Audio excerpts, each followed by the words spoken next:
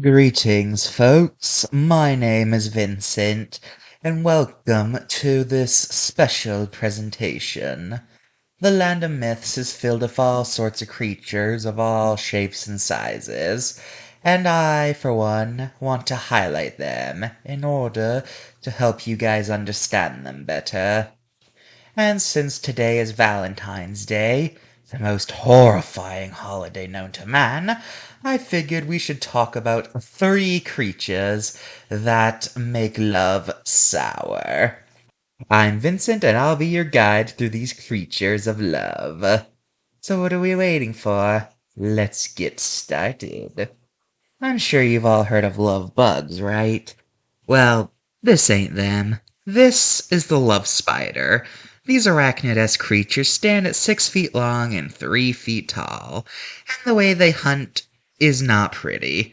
When they find prey they can target, the love spider will release a pink powder from its body that causes anything to inhale it to start experiencing hallucinations that make them perceive the spider as their dream partner.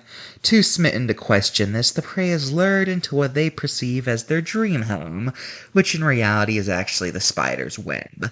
And once there, they get kisses, which in reality is the spider sucking their juices out. So the prey dies without ever realizing they were in danger in the first place.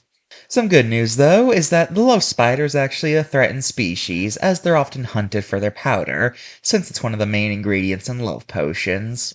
So the odds of actually running into one in the wild are actually pretty rare. Our second creature today is known as the diamond worm. These are worm-like creatures that are a golden hue in color, with a very hard and cold exoskeleton that can easily be mistaken for metal.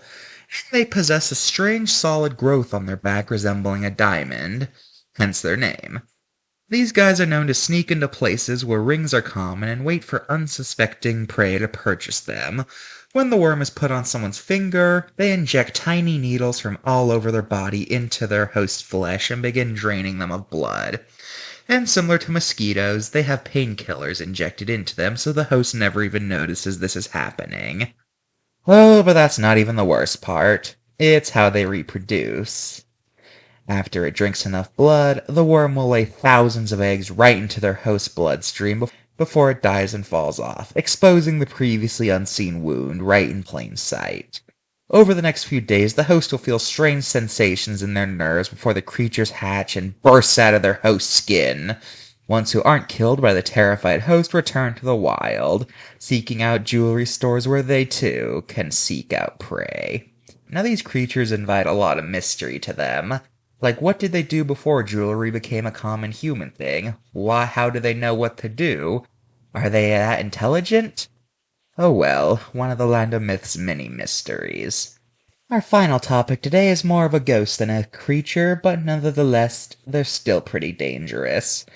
These guys are the spirits of those who have had their heart broken before their deaths, leaving them as a pure black phantom with a bright red broken heart shape on their chest.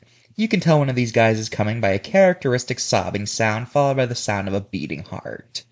If you encounter one of these ghosts, make sure to only do nice things. Compliment them, give them gifts, or even hug them, because those who are mean to them have been known to disappear. And if you're with your partner when they're around, make sure not to do anything to them that could be perceived as bad, as these ghosts have been known to take care of people who they deem as, quote, ungrateful. Luckily, some of these guys do have a happy ending, as when 2 of these heartbroken ghosts encounter, there's a chance that they'll end up completing each other, allowing them both to pass on.